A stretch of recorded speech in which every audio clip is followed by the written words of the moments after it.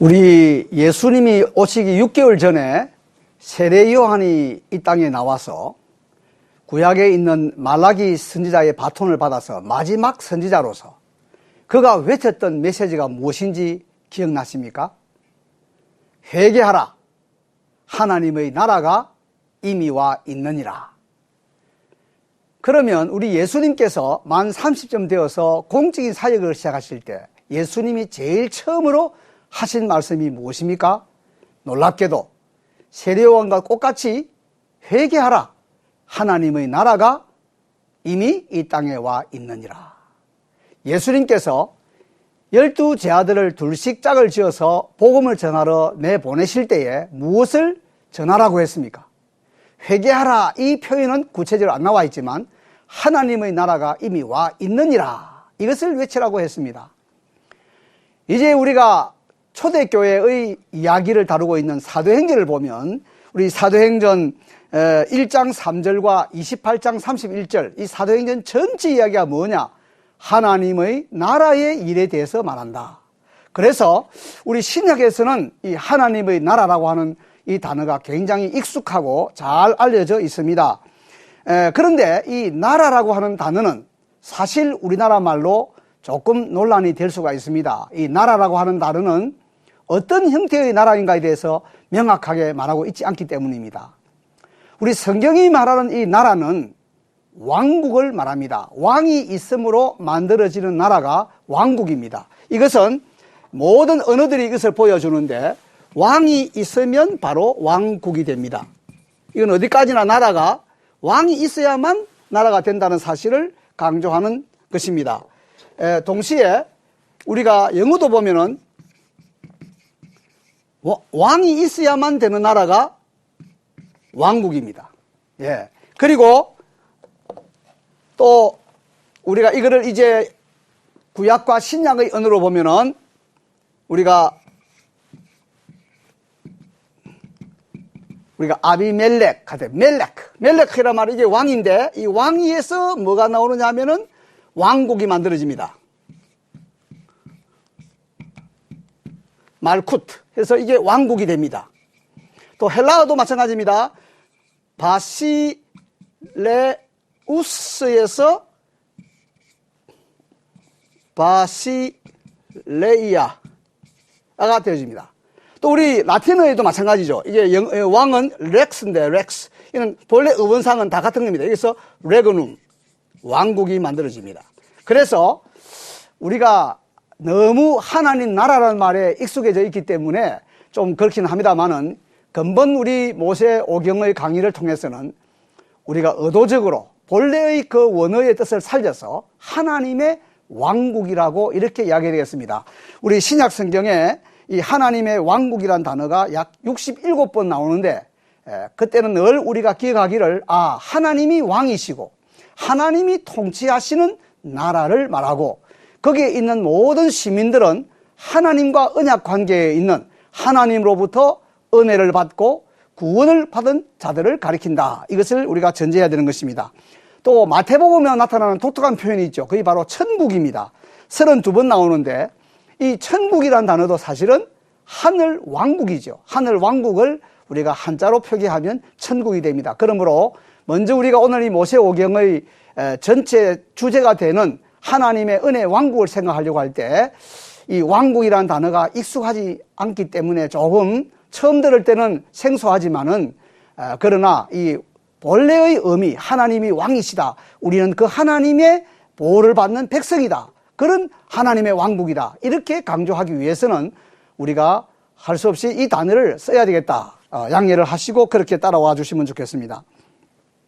다시 한 번 더 정리하면 이 하나님의 나라는 하나님이 왕이시기 때문에 만들어진 나라다. 그래서 왕국이다. 이렇게 정리가 되었습니다.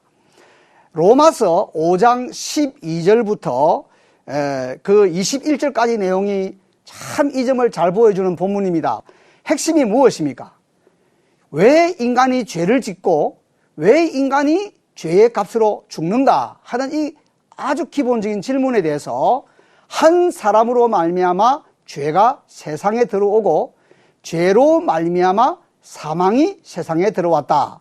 그래서 아담 하와의 후손이 되는 모든 인간들에게는 죄와 사망이 왕노릇하는, 즉 죄와 사망의 왕국 속에 살고 있다, 이렇게 말씀하는 것입니다. 로마서 5장 17절, 한 사람, 즉 아담을 가리키죠. 한 사람의 범죄로 말미암아 사망이 그 한 사람을 통하여 왕노릇하였은즉 더욱 은혜와 의의 선물을 넘치게 받은 자들은 한 분 예수 그리스도를 통하여 생명 안에서 왕노릇하리로다. 동일한 로마서 5장 21절에는 이는 죄가 사망 안에서 왕노릇한 것 같이 은혜도 또한 의로 말미암아 왕노릇하여 우리 주 예수 그리스도로 말미암아 영생에 이르게 하려 함이라.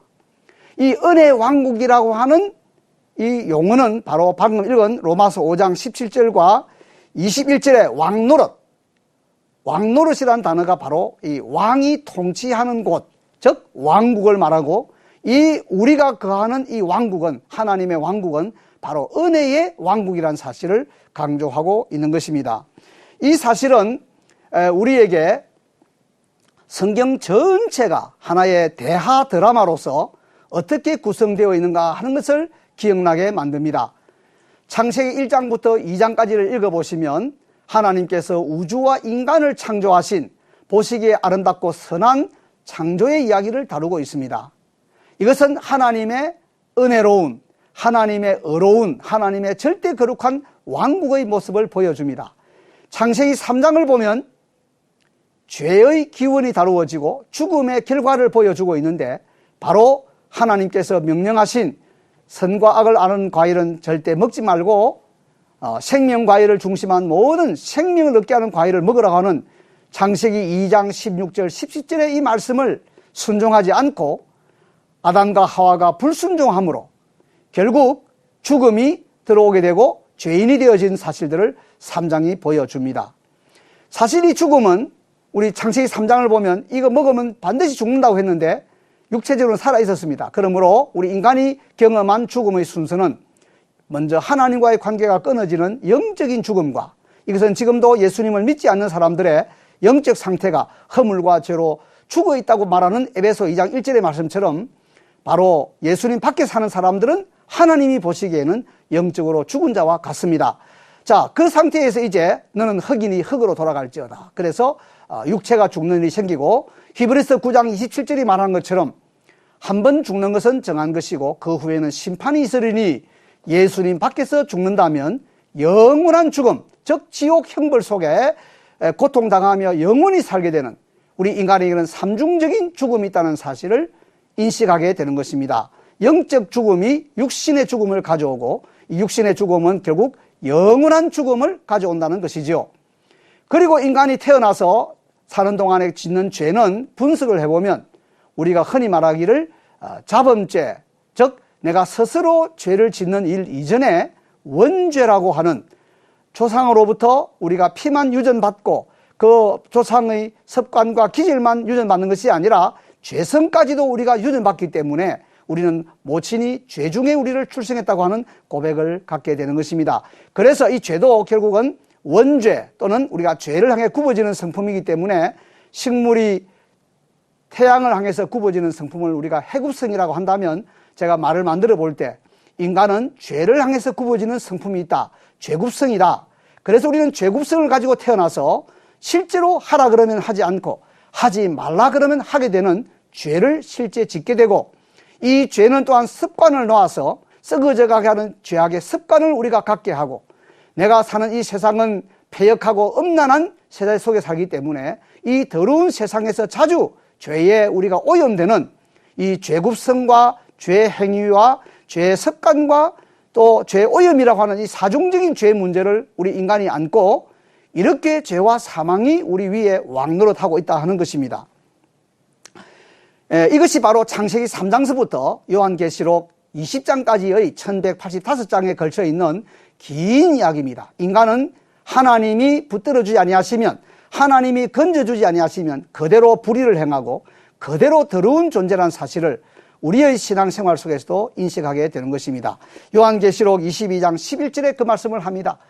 불의한 자는 그대로 불의를 행하고 더러운 자는 그대로 더럽고 의로운 자는 그대로 의를 행하고 거룩한 자는 그대로 거룩되게 하라. 그래서 이러한 하나님의 구원과 인간의 타락의 양면적인 이야기가 바로 하나님의 은혜 왕국과 또 그 대치되는 사탄의 죄와 사망의 왕국이라고 하는 구도로 이해를 하게 되어지는 것입니다. 마지막으로 우리 요한계시록 21장 22장을 보면 하나님께서 새 하늘과 새 땅을 창조하시고 다시는 눈물이나 곡하는 것이나 아픈 것이 없는 온전한 새 창조의 완성을 가지시는 것을 보여주고 있습니다. 그래서 이 하나님의 구원의 큰 대하 드라마를 보면 이 중심점에 하나님의 왕국이 어떻게 시작해서 또 죄와 사망으로 말미암아 어떻게 긴장관계를 가졌다가 마지막에 다시 하나님의 왕국이 온전히 이루어지는가 하는 것을 보여주고 있는 것입니다.